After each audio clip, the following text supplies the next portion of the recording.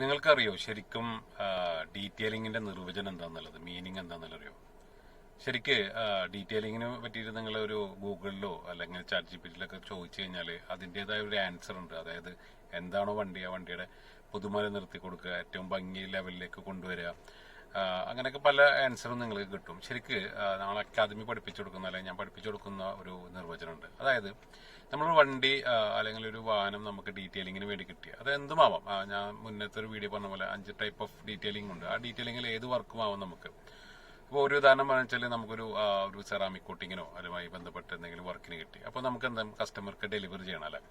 ഇവിടെ ആ ഡെലിവറി ചെയ്യുന്ന സമയത്ത് കസ്റ്റമറിനും അതുപോലെ തന്നെ ആ ഒരു വാഹനം അല്ലെങ്കിൽ ആ വണ്ടി നമ്മൾ ചെയ്ത ഒരു സ്റ്റാഫും അതുപോലെ തന്നെ ക്രൂ ടീംസ് ഒക്കെ ഉണ്ടല്ലോ, അതുപോലത്തെ ഓണറും, അവർക്ക് രണ്ടുപേർക്കും അതിൽ ഹാപ്പിനെസ് ഉണ്ടാവണം. രണ്ടുപേർക്കും ഹാപ്പിനെസ് ഉണ്ടാകുമ്പോഴാണ് ശരിക്കും ഒരു ഡീറ്റെയിലിംഗ് നടന്നതായിട്ട് അല്ലെങ്കിൽ ഡീറ്റെയിലിങ്ങിന്റെ നിർവചനം അവിടെ വരണുള്ളൂ. എന്തുകൊണ്ട് അപ്പോൾ ചോദിക്കും അങ്ങനെ എന്താ എല്ലാവർക്കും അങ്ങനെ തന്നെയല്ലേ? അല്ല, പലപ്പോഴും സംഭവിക്കുന്ന ഒരു കാര്യമുണ്ട്, എത്തിക്സ്. അത് പറയാനാണ് ഞാൻ ഈ വീഡിയോ വന്നത്.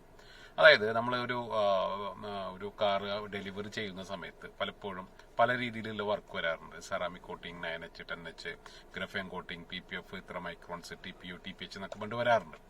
നമ്മൾ കസ്റ്റമറിൽ നിന്ന് ഒരു അഡ്വാൻസ് മേടിച്ച് വർക്ക് എടുക്കുന്ന സമയത്ത് കാണാം ചിലപ്പോൾ പല സ്ഥലത്തും എന്തുണ്ടാവും, 9H ഉണ്ടാവില്ല, 8H ഉണ്ടാവുള്ളൂ, അല്ലെ പല കോട്ടിങ്ങിൽ വ്യത്യാസം ഉണ്ടാവും. ഗ്രഫേന് പകരം സെറാമിക് ചെയ്ത് കൊടുക്കും, അല്ലെങ്കിൽ PPFന് പകരം TPUന് പകരം TPH ചെയ്ത് കൊടുക്കും. പല ഏരിയയിലും നമുക്ക് അതിന്റെ സ്റ്റോക്കിലാണ്ടാകുമ്പോൾ ബുദ്ധിമുട്ട് പലപ്പോഴും നമ്മൾ ചെയ്യാറുണ്ടാവും. ഇങ്ങനെ ചെയ്ത് കഴിഞ്ഞ് കഴിഞ്ഞാൽ കസ്റ്റമറിനെ സംബന്ധിച്ചിടത്തോളം നോക്കുമ്പോൾ അല്ലെങ്കിൽ ആഫ്റ്റർ എഫക്ട്സ് അതിന്റെ ഒരു എത്തറ്റിക്സ് വ്യൂ എന്ന് പറയുന്നത് പെർഫെക്ഷൻ ആയിരിക്കും, കറക്റ്റ് ആയിരിക്കും. പക്ഷെ ഇത് ചെയ്ത ടീമിന് മാത്രമേ അറിയുള്ളൂ ഞാൻ ചെയ്തതിൽ എത്തിക്സ് കീപ്പ് ചെയ്തിട്ടില്ല, കള്ളത്തരമുണ്ട്, ചീറ്റ് ചെയ്തിട്ടുണ്ട് ചിലത്. പക്ഷെ ഇത് ഒരിക്കലും അറിയാനും പോകുന്നില്ല. പക്ഷെ ആ വണ്ടി ഡെലിവറി ചെയ്യുന്ന സമയത്ത് രണ്ടുപേർക്കും ഇവിടെ ഒരു ഫീൽ വരണമെന്ന് പറഞ്ഞില്ലേ, ഞാൻ ഹാപ്പിനെസ് വരണമെന്ന് പറഞ്ഞില്ലേ.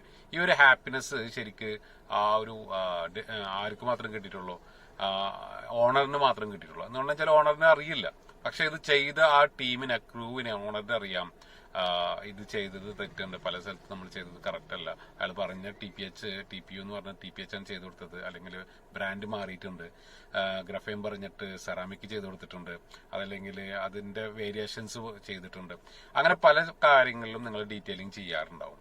അപ്പോൾ നിങ്ങളെ ഏതെങ്കിലും സുഹൃത്ത് അല്ലെങ്കിൽ നിങ്ങളെ അറിഞ്ഞിട്ടുള്ള ആരെങ്കിലും ഇതുപോലെ ചെയ്തിട്ടുണ്ടെങ്കിൽ അവരോട് തിരുത്തുക, അങ്ങനെ ചെയ്യരുതെന്ന് പറയാം. എന്തുകൊണ്ടെന്ന് വെച്ചാൽ നമ്മൾ ഏതൊരു ഫീൽഡിലായാലും എത്തിക്സ് കീപ്പ് ചെയ്യണം. അതുപോലെ തന്നെ ചെയ്യുന്നത് പെർഫെക്റ്റ് ആയിട്ട് നല്ല രീതിയിൽ ചെയ്തു കൊടുക്കുക, ചീറ്റ് ചെയ്യരുത്. ഓക്കെ, അപ്പോൾ കാര്യം മനസ്സിലാക്കിയിട്ടുണ്ടാവും അല്ലേ? Okay, all the best.